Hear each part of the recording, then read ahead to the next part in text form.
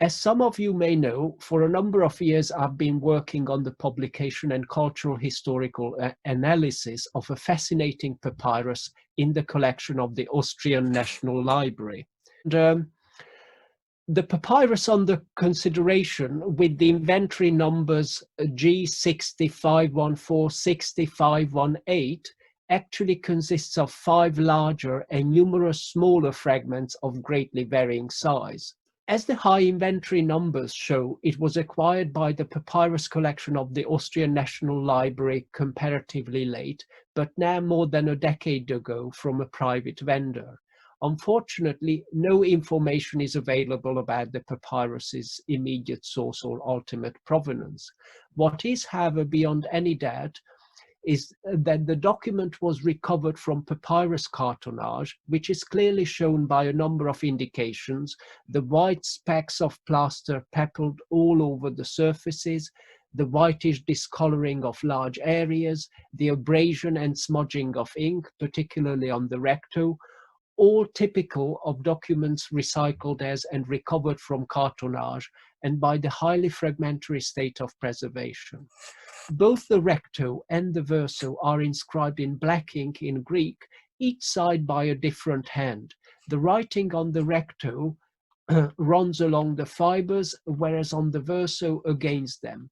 The writing implement with which the recto was inscribed was thicker and wrote larger and less fine letters in a less fluent manner than the one used for writing on the verso. These characteristics suggest that the recto was written with an Egyptian brush rather than a hard reed pen. If this was indeed the case, the scribe of the recto was probably a native Egyptian rather than a Greek scribe. The writing on the verso is smaller and more fluent, done by a much thinner pen, wielded probably by a practiced professional scribe. As to the date, in the absence of any external indications or precisely datable references, such as a dating formula or references to exactly dated historical events or individuals, we only have the style of handwriting to go by. On the basis of the available paleographic parallels, the first half or the middle of the 2nd century BC seems the likeliest date for the verso. Despite the absence of information about the document's provenance, its content and the fact that it has been recovered from papyrus cartonnage suggest the Fayum or Middle Egypt.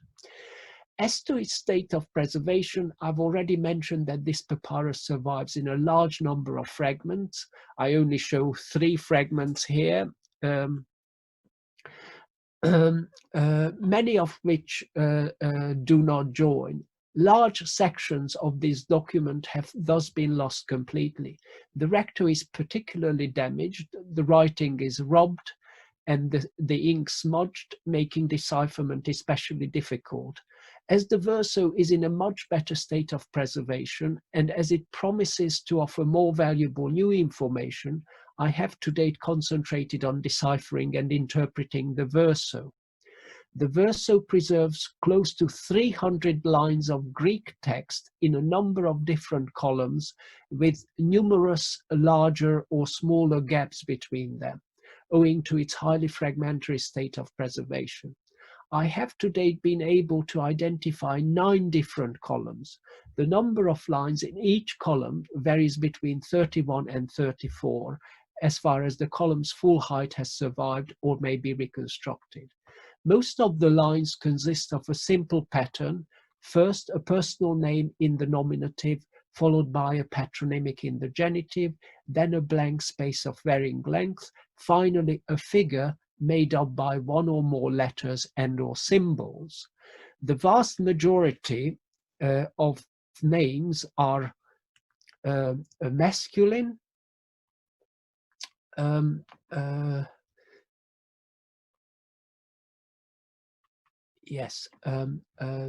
vast majority are masculine, but occasionally we also find some feminine names among them too. Examples include Theodora, Poseidonia, Sarah, Syra, and perhaps Nefersuchis. The scheme of name, patronymic, and a figure at the end of the line is akin to that of Ptolemaic text lists. And so at this stage of my research, the most logical interpretation of this document appears to be that it preserves a list of taxpayers of a particular settlement or fiscal area with the amounts they paid or perhaps owed in tax. The most remarkable feature of this text is that the names appear not in a geographical or chronological order, as one would expect in a Ptolemaic area census list, or in a list of in-payments of tax arranged chronologically, but in an alphabetic order.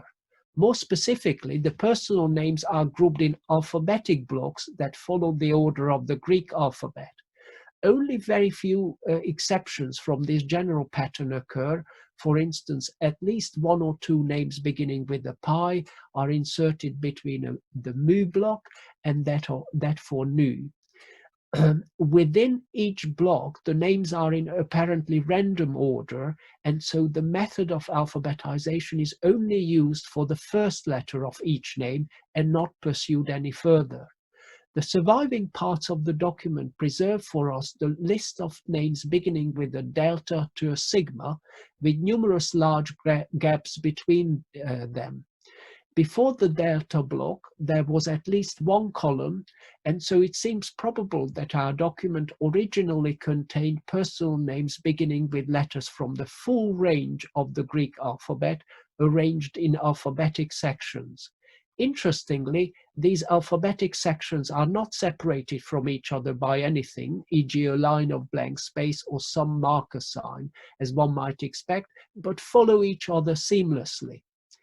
Despite the difficulties presented by the large gaps and the differing frequency of names starting with particular letters, calculating the approximate length of the once complete row could be significant for the reconstruction of the settlements or the area's tax-paying population, and by extension its entire population.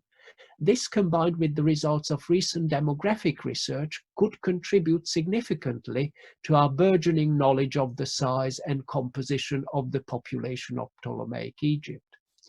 Looking at the preserved alphabetic blocks more closely, we have sections with personal names starting with the letter delta, then with epsilon, zeta, eta, theta, iota, followed by a number of names, the beginning of which has been lost, presumably names starting with a kappa and then a lambda, then mu, two names starting with pi, two damaged names, then a number of names starting with a nu, then after a short gap with a pi, and finally a sigma. As I've already mentioned, the method of alphabetization is not applied within alphabetic blocks.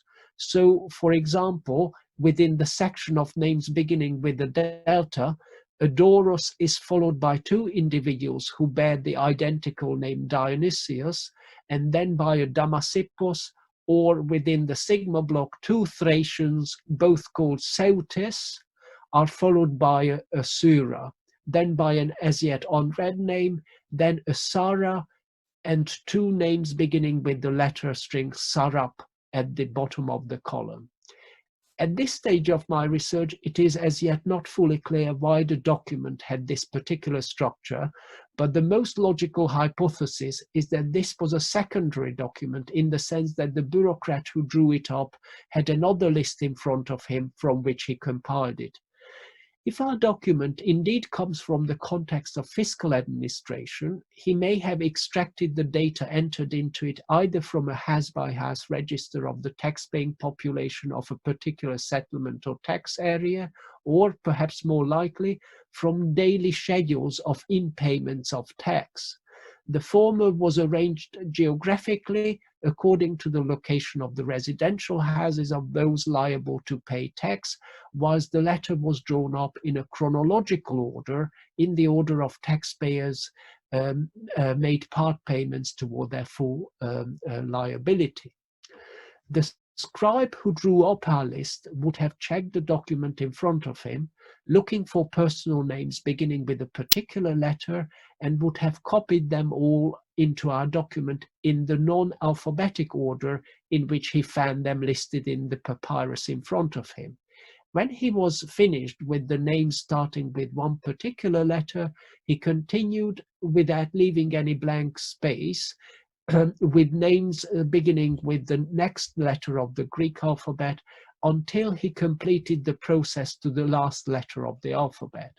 In this way, he ended up with contiguous alphabetic blocks of personal names according to their initial letter.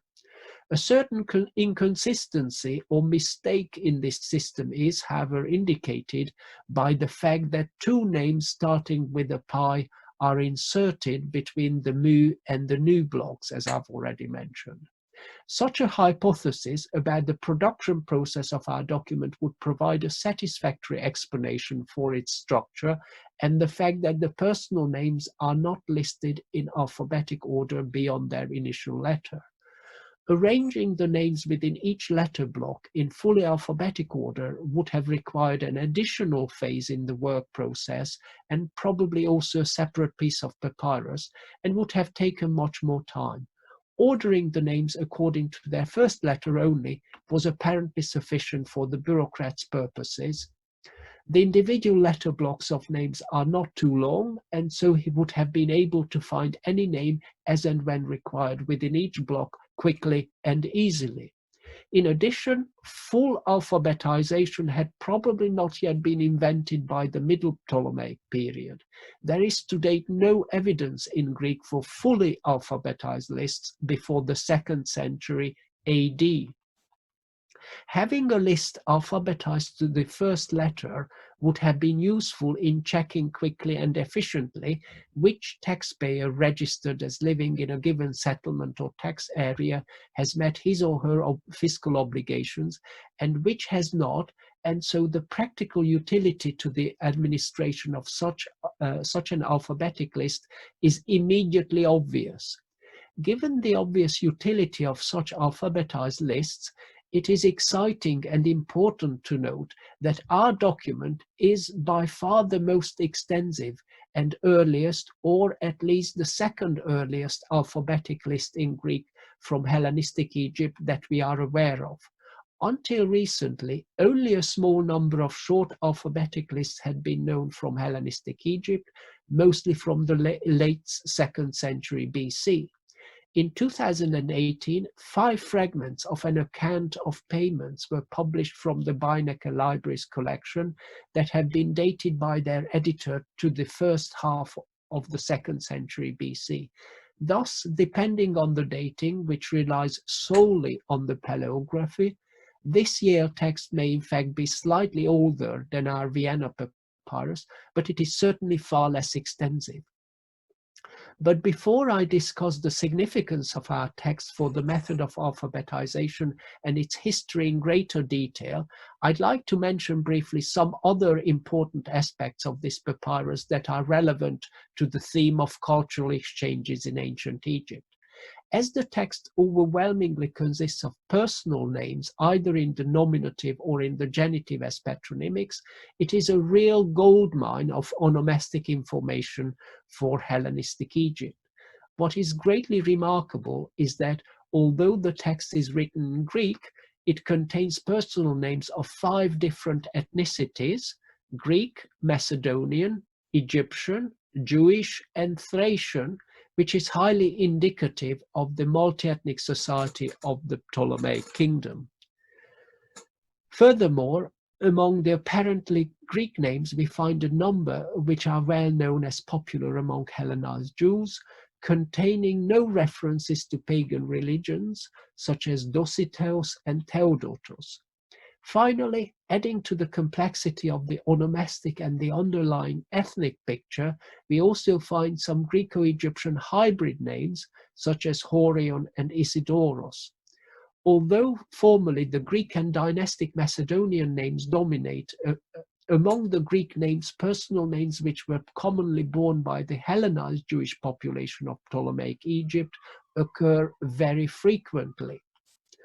Although by the Middle Ptolemaic period, the ethnic nature of personal names becomes a less reliable indicator of the ethnic origin of their bearers in the Egyptian Korah, this greatly heterogeneous onomastic material appears to suggest that the population of this settlement or tax area had originated from at least 5 different peoples. It also suggests that these originally very diverse ethnic and cultural groups were by the 2nd century BC well integrated into the society of the Ptolemaic Korah and were apparently living side by side peacefully in the same settlement or fiscal area. Finally, the names also reveal extensive Hellenization, at least at the level of onomastics, especially of the Jewish population, and the use of some hybrid Greco-Egyptian names also suggests some acculturation between the Greek and Egyptian elements. Thus, this so far unique document offering us a new insight into the social, ethnic, and cultural conditions of the Egyptian countryside in the first half or in the middle of the 2nd century BC supplies valuable information for onomastics and a range of central topics in the social and cultural history of Hellenistic Egypt, such as ethnicity, coexistence, and assimilation of different ethnic and cultural groups. But let us now return to undoubtedly the most significant and novel aspect of this document for cultural history, that is the use of the method of alphabetization, at least to a limited extent. It is worth emphasizing here what a hugely important cultural invention alphabetization is. It was a practical method of processing textual data that revolutionized bureaucratic practices and that we still use extensively today, well over 2000 years after its invention somewhere in the ancient East Mediterranean basin. As I've already mentioned briefly, our papyrus is today the earliest or the 2nd earliest extant Greek document from Egypt and Greek documentary text on papyrus to apply the method of alphabetization for the practical purpose of textual arrangement. It is also the most extensive alphabetized Greek document that survives from the Hellenistic and preceding periods. Other documents in Greek are also known from Egypt, in which the method of alphabetization is used for arranging and processing information, but these only contain relatively short sections with comparatively few personal names where the names are listed in alphabetic order. Our document is by far the longest Ptolemaic text in which alphabetization is applied to by far the largest number of personal names. Further, to date, the earliest known administrative documents to use alphabetization are from the penultimate decade of the 2nd century BC, at least several decades later than our papyrus. The Yale papyrus I've just mentioned, also from the first half of the 2nd century BC, is the only earlier text than these. Thus, if my paleographic dating is correct, this Vienna papyrus is the earliest, or after the Yale papyrus, the 2nd earliest known administrative document on papyrus in any European language to employ the method of alphabetization. Further, it is important to draw attention to the fact that our text is very extensive and is mostly free of errors in alphabetization. It was clearly drawn up with considerable skill and sophistication by an experienced scribe. Although the principle of alphabetization is applied only to the first letter, thus, although our text clearly comes from an early stage in the development of alphabetization, our document's extensive length, the fact that it is mostly free of errors in alphabetization, and the fact that it demonstrates considerable skill and experience indicate that the method of alphabetization was well known to the scribe, and that it had, by the time our papyrus was drawn up, become an established bureaucratic practice. This suggests that the idea of alphabetization in Greek had already been invented or borrowed by the Greeks and had already been around in Egypt sometime before the first half or the middle of the 2nd century, the probable date of our papyrus. In the interests of avoiding any misunderstandings, I'd like to stress here that by alphabetization, I mean strictly the method of arranging textual information in the order of the alphabet, rather than the invention or the spread of the alphabet and alphabetic scripts. The two are obviously interrelated, alphabetization presupposing the invention of the alphabet, but the former does not immediately and automatically follow from the latter. Although the method of alphabetization, that is, the practical application of the order of the alphabet for arranging textual information, is inherent in the emergence of a fixed sequence of letters designating individual sounds, it has to be invented separately as a subsequent step to the invention of the alphabet and the introduction of an alphabetic script. This is shown by the fact that texts attesting to the practical application of the order of the alphabet as a principle of text arrangement seem to follow the adoption of the alphabet and the alphabetic script with a time lag, as I shall show now briefly. In the case of Greek, on the basis of our currently available evidence, this time lag appears to be very considerable, spanning several centuries. As is well known, in the early 8th century BC, the first adaptations of the Phoenician alphabet started to appear in Greece and the areas of the Mediterranean inhabited by Greeks. Here are a few examples on the slide.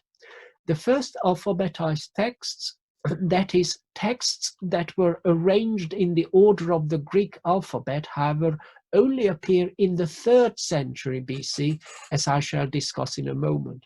Thus, if we are not misled by the hazards of survival, our currently available evidence suggests a time lag of more than 5 centuries between the adoption of the Phoenician alphabet by the Greeks and the emergence of alphabetic Greek scripts on the one hand, and the application of the order of the Greek alphabet for the practical purposes of arranging textual information on the other. These early alphabetized Greek texts, however, were only alphabetized according to the first letter, thus not fully alphabetized as we would do with textual information today.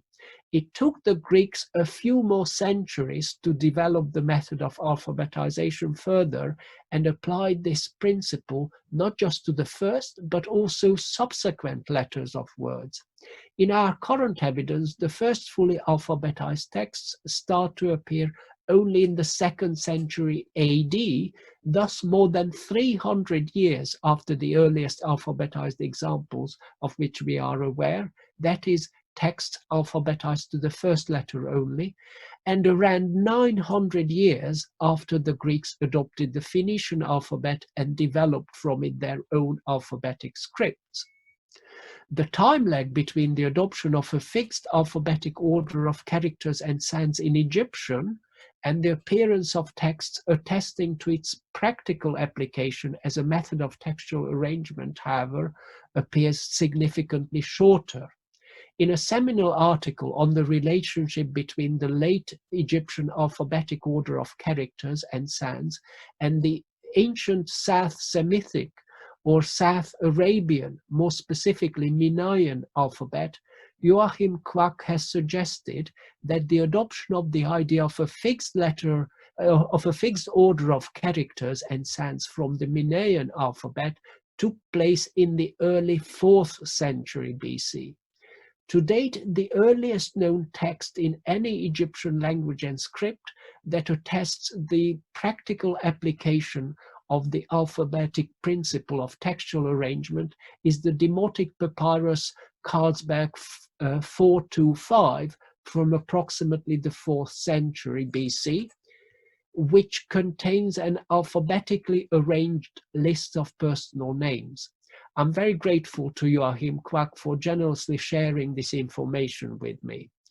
Thus, In Egyptian, the time lag between the adoption of the idea of a fixed alphabetic order of characters and sounds and its practical application seems to have been less than a century, significantly shorter than in Greek. But where did the idea of applying the order of the alphabet to the practical arrangement of texts in Greek come from? As we have seen, the Greeks adopted the alphabet and the idea of alphabetic writing from the Phoenicians. The Greeks themselves were very clear about this, as Herodotus reports in Book 5, Chapter 58 of his Histories. It is thus tempting to assume that the method of alphabetization also came from the Phoenicians. However, provided that we are not simply misled by the hazards of survival, the great time difference between the earliest evidence for the adoption of the Phoenician alphabet in Greek and the appearance of the first alphabetized Greek texts seems to suggest that these were adopted separately from each other within two entirely different time periods. And the current scholarly consensus among classicists is that the method of alphabetization in Greek was invented by Callimachus, probably the most famous Greek poet of the Hellenistic age and librarian of the Great Library of Alexandria, for the purpose of cataloguing the library's holdings. He presented his catalogue in his prose work entitled Pinakes, or with its full title, Tables of Those Who Have Distinguished Themselves in Every Form of Culture and of What They Wrote, consisted of 120 books. As the full title suggests, this work was in fact not just a catalogue of the Alexandria Library organized by subject, but also bibliography of Greek literature. It included some bibliographical notes on the authors and cited the first line of each work and the number of lines the work consisted of. Classical scholars have argued that the Pinakes was the first work ever to apply the principle of alphabetization in Greek, which was invented by its author Callimachus in Alexandria towards the middle of the 3rd century BC. Whilst this is not in itself impossible, and whilst the Pinakes had also a utilitarian purpose, the history of writing suggests that innovation in this area tended to be driven by everyday practical needs and requirements of record keeping, and for economic purposes rather than by literary ideas and considerations. Another important fact that seems to undermine the idea that Callimachus was the actual inventor of the method of alphabetization in Greek is that there are a number of alphabetized Greek inscriptions, some quite extensive, from the southeastern Aegean region and a little later from Akryphia in Boeotia that are dated in the 3rd century BC. The earliest of these, SGDI 3761, perhaps to the first half of the 3rd century. If these datings are indeed correct, this would make these inscriptions roughly contemporaneous, or in the case of SGDI 3761, perhaps even earlier than Callimachus's activities in the Alexandrian Library. This would clearly make the current consensus of classical scholars that Callimachus invented the method of alphabetization untenable.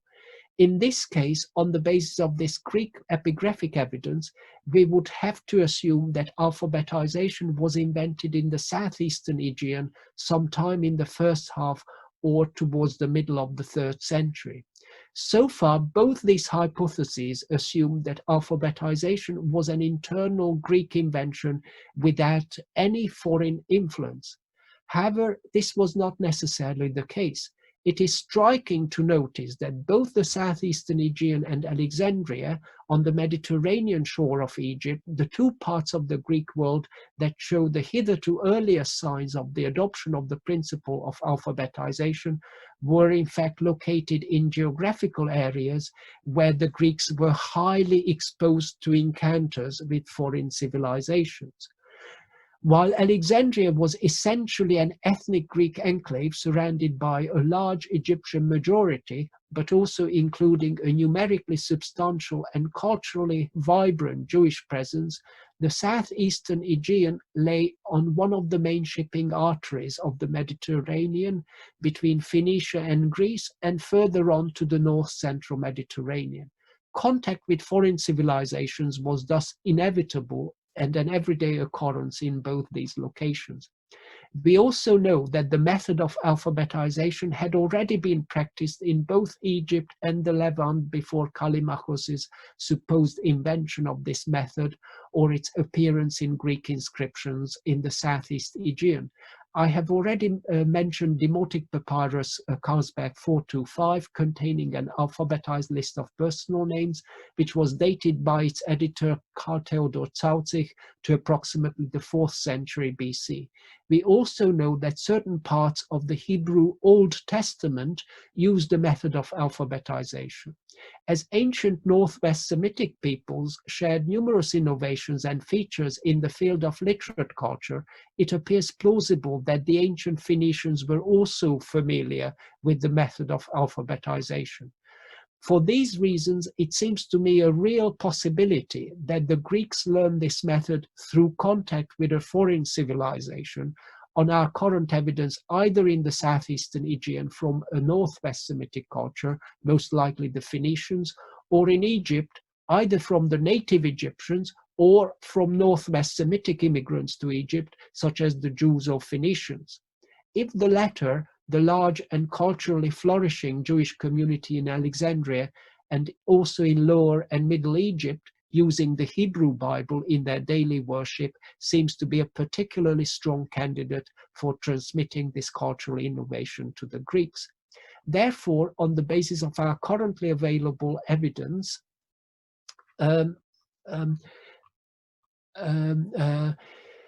there seem to be 5 possible alternative scenarios for the emergence of this fundamental method of textual data processing in Greek, 2 assuming indigenous Greek innovation, the other 3 foreign, Egyptian or Northwest Semitic influence.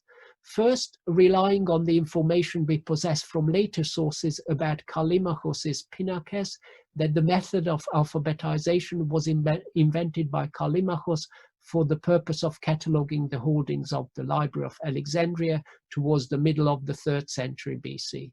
Second, relying on the Greek epigraphic evidence from the Southeastern Aegean from the first half or the middle of the 3rd century BC, that alphabetization emerged in Greece, probably in the Southeastern Aegean region.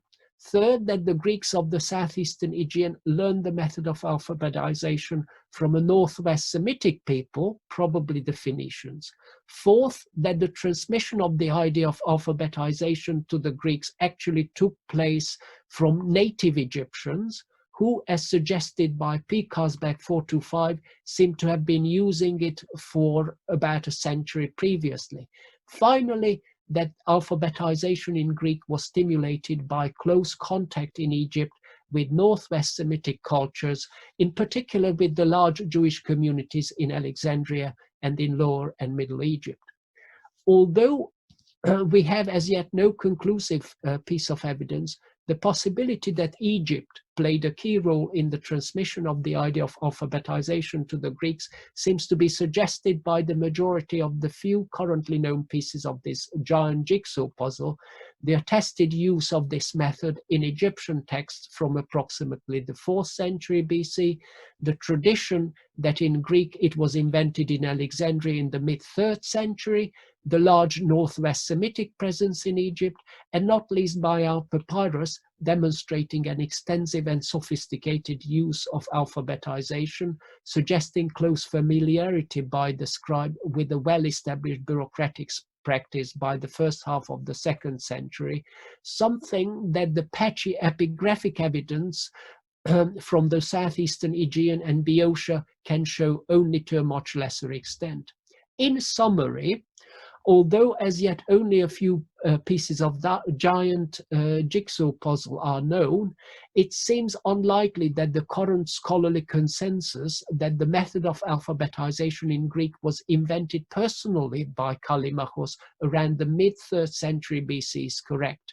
We now have a growing body of evidence in Greek, Egyptian, and also Hebrew, suggesting that alternatives to this theory are just as likely. Although we have as yet no direct link, the fact that the earliest surviving attestations of the application of alphabetization in Greek are from the southeastern Aegean and Alexandria, areas of Greek settlement that had direct and constant contact with foreign civilizations, suggests that this method was adopted from a foreign, Egyptian or Northwest Semitic source. The majority of indications seems to point to Egypt as the place of transmission. If these considerations are correct, alphabetization in Greek was in fact, just like the alphabet and alphabetic writing centuries earlier, a traveling idea rather than an indigenous Greek invention. Thank you very much.